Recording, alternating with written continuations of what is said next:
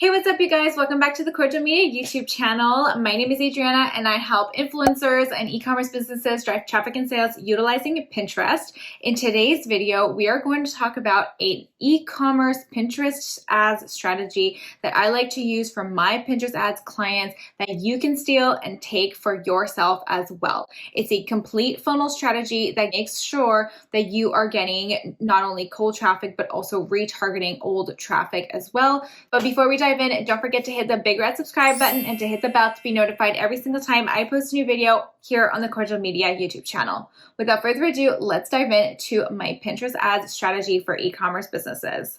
So like I mentioned, this strategy is a full funnel strategy and is comprised of 3 campaigns. We've got 1 cold campaign and 2 retargeting campaigns. So we are maximizing as much as possible our Pinterest audience. If you're not sure how to set up your Pinterest campaigns to begin with, check out my video in the description box below. It'll walk you through how to set up cold conversion campaigns, consideration campaigns, and catalog sales campaigns.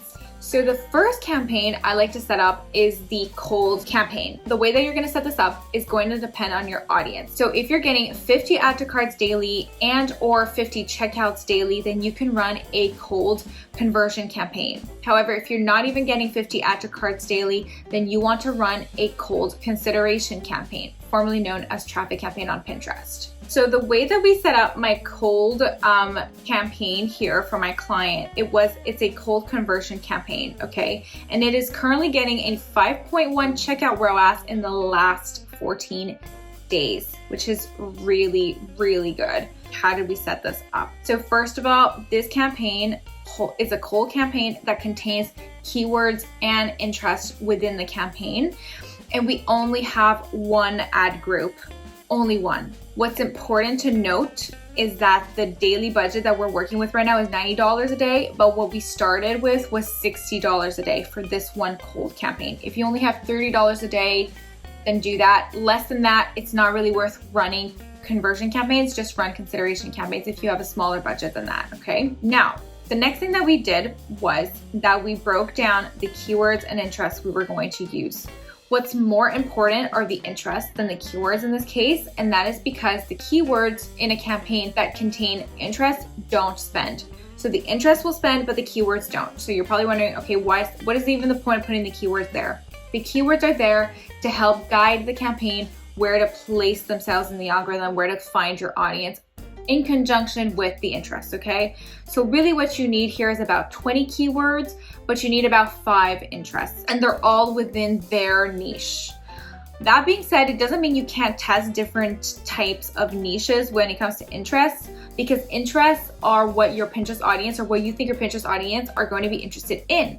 So for example, let's say, for example, you have a product that's fashion related, okay? Then you can target different types of interests such as women's fashion, women's beauty, and things like that. These women's fashion and women's beauty, by the way, are level 1 interests. We have a combination of level 1 and level 2 interests as well as level 3 interests. So like that, you have a good variety. Next, when it came to the gender, ages, location, languages, and device, we kept it on all for everything. So this client is in the US, so we kept it on all US locations, all ages, all genders, all languages, and all devices, and we didn't touch anything else. When it came to placement, we had all selected again. And then we actually started this campaign with the add to cart conversion event. So we told the campaign to optimize for the add to cart conversion event. And as we saw the add to cart conversion event perform better and better, we eventually switched it to checkout. So right now it's on the checkout conversion event, but we didn't start this campaign with the checkout. We started it with the add to cart. So that's something to remember too. Of course, the ad group status should be active. And then the kicker here, you guys, is the pin creatives we chose. We chose video creatives exclusively. And in my experience, 9 times out of 10, video creative tends to perform better than standard creative.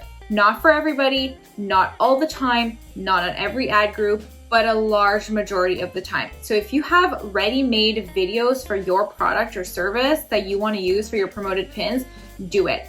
And try and stick to only having the video creatives within your campaign. don't mix video creatives with standard pins because the standard pins will not spend. The video creatives will take up all of the budget. So that's basically how we set up the cold campaign. And then once we press play, we let it run. After a few weeks, I don't remember the exact timeline of how we did this, but once we started to see add to carts were really high, but ROAS wasn't growing anymore, the checkout ROAS wasn't growing anymore, what we did was we bumped the budget to $90 a day because it was spending its full daily budget. And we replaced some of the video creatives with new video creatives. And then we also removed a few interests that weren't converting anymore. And we removed about 10 keywords that also weren't converting at all. So it ended up leaving us with 10 keywords, 9 interests about, and then we switched from the add to cart conversion event to checkout because the add to carts were so high. So, and now the campaign is doing super well. It will switch at some point. Hopefully it continues to grow over time, but it can definitely drop again. And when it drops again, I probably will look at switching up creative again. So that covers the cold conversion campaign. The next campaign we created was a dynamic retargeting campaign. And what that is the catalog sales campaign. So the way that we set up the catalog sales dynamic retargeting campaign was that first, we clicked on campaign budgeting. The budget, the daily budget was $115. That's what it is now. You can start with $50 if you want. It could be less even, no less than 30 really though. And then what we did was we selected all products, shopping ad, and we selected dynamic retargeting in the audience. And then what we selected was the 180 days look back window, only for items added to cart, not website visits. So that's really important to note here too. When it came to genders, ages, locations, languages, and devices, it was all selected as all. So was the ad group placement all recommended. We selected enable expanded targeting, and the optimization we did was the conversion event was for checkout, but you can start with add to cart if you're not getting those 50 checkouts daily. When it came to the bidding, it was automatic. Same thing was for the cold conversion campaign, which I didn't mention earlier, it was also automatic bidding. The ad group status was active evidently, and we launched that and we left it go, and it's been doing really well ever since. Just in the last 7 days, this campaign's ROAS is at a 11.23 checkout, return on ad spend, 55 conversions. Like, that is a lot of sales. That is a really good number, very healthy. That's the second campaign that we set up for this funnel, and it's more of a it's more of a bottom of the funnel campaign. And the second retargeting campaign we created, so the second bottom of the funnel campaign we created was retargeting traffic, so site visitors in the last 180 days. So if you don't know how to create audiences based on your Pinterest tag, you can check out my video in the description box below for that.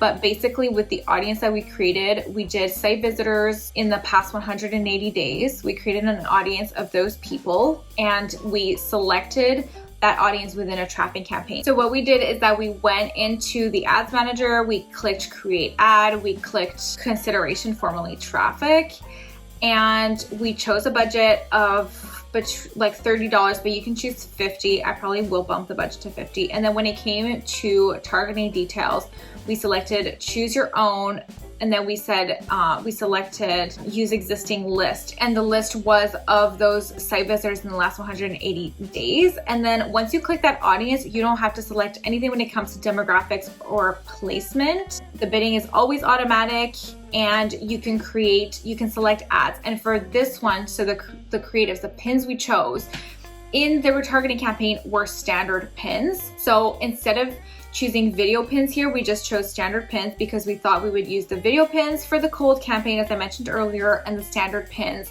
for the retargeting traffic campaign. Okay, and like that, you have the best of both worlds. We had about 4 standard pins in the traffic retargeting campaign for the site visitors.